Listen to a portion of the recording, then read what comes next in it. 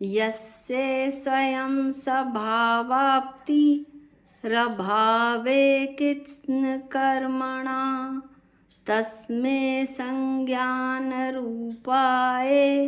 नमोस्तु परमात्मने। इष्टोपदेश का मंगलाचरण करते हुए आचार्य पूज्यपाद स्वामी सिद्ध भगवान को नमस्कार करते हैं। पिछले वीडियो में हमने कारिका नंबर 22 का अध्ययन किया था। कारिका नंबर 21 का अध्ययन किया था। आज हम कारिका नंबर 22 कहते हैं। जैसा कि पहले भी बताया था कि यह जो इष्टोपदेश ग्रंथ है वो शिष्य और गुरु के संवाद पर बना हुआ है। तो यहाँ पर शिष्य पुनः कहता है कि यदि इस तरह का आत्मा का स्वरूप है जो आपने कारिका 21 में बताया है कि यह आत्मा आत्म अनुभव के द्वारा स्पष्ट प्रकट होता है, शरीर के बराबर है, अविनाशी है, अनंत सुख वाला है, लोक और अलोक को जानने देखने वाला है, ज्ञान और दर्शन का भंडार है। तो ऐसी आत्मा की उपासना कैसे की जानी चाहिए, इस विषय में आचार्य कहते हैं। संयमे करण ग्राम मेकाग्रत्वेन चेतसः आत्मा नमात्मवान ध्याये दात्मने वात्मनि स्थितम्। आत्मवान आत्मा, करण ग्रामम इंद्रियों के समूह को संयमे बाहरी विषयों से रोककर चेतसः चित्त की मन की एकाग्रत्वेन एकाग्रता से आत्मनि अपनी आत्मा में स्थितम स्थिर होकर आत्मना एव अपने आत्मा के द्वारा ही आत्मानम अपने आत्मा का ध्यायेत चिंतन करे। इसको सरल शब्दों में ऐसे कहेंगे कि इंद्रियों के समूह को, जो इंद्रियों के समूह के विषय हैं, जैसे रसना इंद्रिय के अलग, स्पर्शन इंद्रिय के अलग इत्यादि, उन सब विषयों से को रोककर मन को एकाग्र करके मैं स्वयं चेतन भगवान आत्मा, यहाँ इस कारिका में चारों विभक्ति घटित होती हैं। मैं स्वयं चेतन भगवान आत्मा करता अपनी आत्मा को अपनी आत्मा का चिंतन करूं। कर्म कैसे करूं? अपनी आत्मा में स्थिर होकर अधिकरण आधार अपनी आत्मा के द्वारा ही करण साधन। इस तरह से मैं स्वयं चेतन भगवान आत्मा अपनी आत्मा के द्वारा अपनी आत्मा में स्थिर होकर अपनी आत्मा का चिंतन करूं, ऐसा आचार्य देव कहते हैं। अब इसका पद अनुवाद सुनिए। चपल स्वभावी सभी इंद्रियां, इनको संयत प्रथम करो। मनोयोग से मन माना मन को भी मंत्रित तुरत करो। अपने में स्थित हो अपने को, अपनेपन से आप तथा, ध्याओ अपने आप भला फिर, ताप मिटे संताप व्यथा। अब आप इसकी एक पिक देख लीजिए, कारिका की और पद अनुवाद की, ताकि ये आपको अच्छी तरह समझ में आ जाए।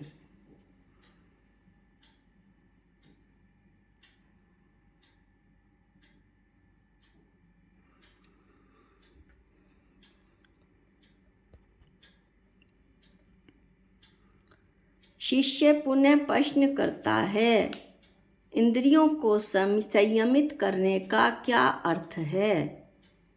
इंद्रियों को संयमित करने का यह अर्थ नहीं कि इन बाहर की आँखों को बंद कर लें, नाक को सिकोड़ लें, रसना इंद्रियों को बंद कर लें, मुख को बंद कर लें, कानों में उंगलियां डाल लें, बल्कि इंद्रियों के माध्यम से जो इंद्रिय विषयों को प्राप्त करने की इच्छाएं हैं, उन इच्छाओं को नियंत्रित करने का अर्थ संयम है।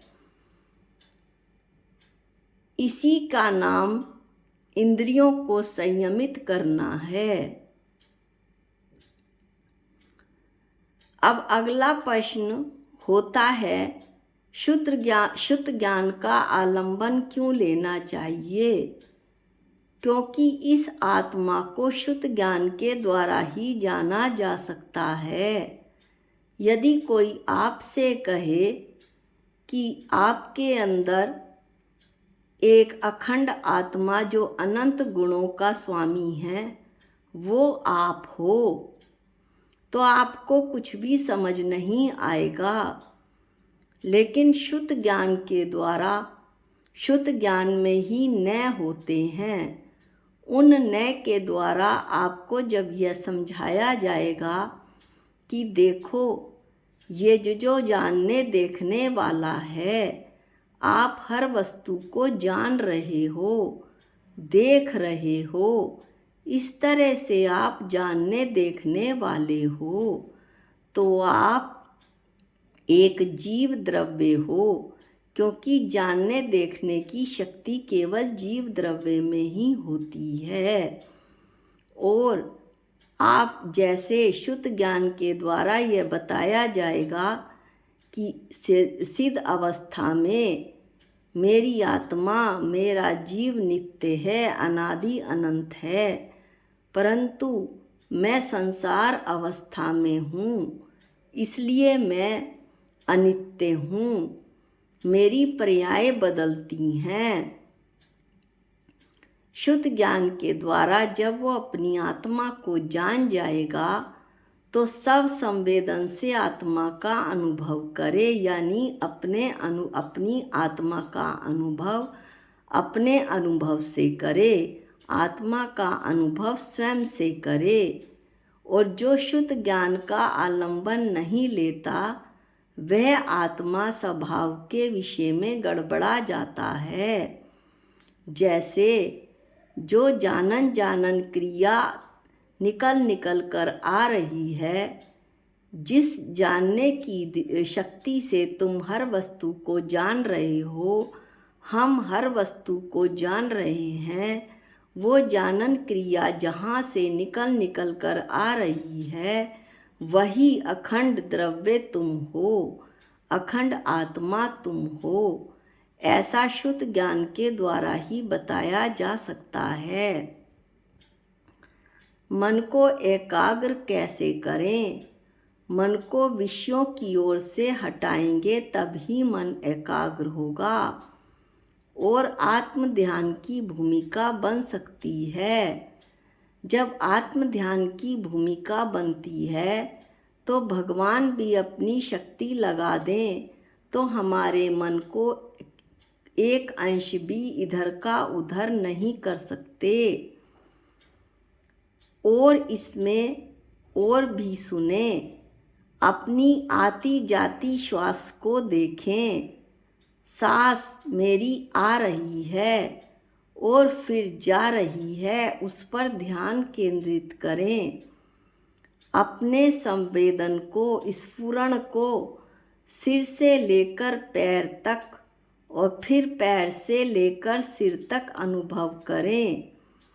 1, 2 आदि क्या क्या होते हैं, जैसे 1 आत्मा, 2 जीव, 3 सम्यक दर्शन ज्ञान चारित्र रतनत्रय, 4 अनंत चतुष्टय, अनंत दर्शन, अनंत ज्ञान, अनंत सुख, अनंत वीर्य, 5 पंच परमेष्टि। इस तरह से जितना बन पड़े उनका चिंतन करें। झांकी आपने तीर्थ यात्रा की है, उसे पूरा एकांत में बैठकर चिंतन करें। इन सब के माध्यम से मन एकाग्र होता है। एकाग्रता की आवश्यकता कहाँ कहाँ होती है? व्यवहारिक जीवन में और अध्यात्म जीवन में हर जगह एकाग्रता की आवश्यकता होती है। ड्राइवर बिना एकाग्रता के, बिना कंसंट्रेशन के गाड़ी का एक्सीडेंट कर देगा, वो उसे नहीं चला सकता। दुकानदार एकाग्रता के बिना, कंसंट्रेशन के बिना दुकान में घाटा कर देगा। फैक्ट्री में यदि मजदूर मशीन चला रहा है तो जैसे ही उसकी एकाग्रता भंग होगी, कंसंट्रेशन भंग होगा, उसका हाथ मशीन में चला जाएगा और उसे चोट लग जाएगी। एकाग्रता के बिना भोजन भी नहीं बन सकता। नमक ज़्यादा हो जाएगा, मिर्च ज़्यादा हो जाएगी या नमक पड़ेगा ही नहीं। मिर्च बहुत ज़्यादा हो जाएगी, गरम मसाला ज़्यादा डाल देंगे तो खाने वाले भूखे ही रह जाएंगे। एकाग्रता के बिना डॉक्टर ऑपरेशन भी नहीं कर सकता। निश्चित रूप से मरीज तो मर ही जाएगा। और तो और भी सुने, कंसंट्रेशन के बिना, एकाग्रता के बिना सुई में धागा भी नहीं डाला जा सकता। इसी एकाग्रता का नाम ध्यान है और इसी ध्यान से मोक्ष मार्ग में निर्जरा होती है। अब अगला प्रश्न होता है, किसमें स्थिर होकर किसके द्वारा किसका ध्यान करना चाहिए? तो ये पहले भी 2 बार बता दिया कि अपनी आत्मा में स्थिर होकर आत्मा के द्वारा ही आत्मा का ध्यान करना चाहिए। मोक्ष मार्ग बाहर कम, भीतर ज़्यादा है। अब अगला प्रश्न होता है, आत्मा का ध्यान किस प्रकार से करना चाहिए? तो ये प्रश्न थोड़ा ध्यान देने योग्य है। हमारा जो शरीर है उसमें 2 वस्तुएं हैं। एक तो मेरा शरीर और दूसरा उसमें रहने वाला चेतन भगवान आत्मा। एक जो शरीर है वो तो दिखता है, लेकिन चेतन भगवान आत्मा दिखाई नहीं पड़ती। अपने शरीर को अपने सामने बनाकर ऐसा का ऐसा रख लो। फिर यह विचार करो कि मैं एक जीव द्रव्य हूँ, मैं पुद्गल द्रव्य नहीं हूँ। ये जो शरीर बाहर मैंने कल्पना करी है वो मैं नहीं हूँ, ये पुद्गल का बना है। मैं तो चेतन हूँ, मैं पुद्गल द्रव्य नहीं हूँ। मैं धर्म द्रव्य नहीं हूँ, मैं आधर्म द्रव्य नहीं हूँ। मैं आकाश द्रव्य नहीं हूँ, मैं काल द्रव्य नहीं हूँ। मैं शरीर में रहता हूँ किंतु यह शरीर मैं नहीं हूँ। इसमें रहने वाला मैं हूँ पर शरीर मैं नहीं हूँ। मैं अक्षय रूप हूँ, मैं अनंत हूँ, मैं नित्य हूँ, मैं सदा रहने वाला हूँ। मैं सिद्ध स्वरूप हूँ, द्रव्य दृष्टि से अभी बना बनाया सिद्ध समान चेतन भगवान आत्मा हूँ। मैं स्त्री नहीं हूँ, मैं नपुंसक भी नहीं हूँ, मैं पुरुष भी नहीं हूँ।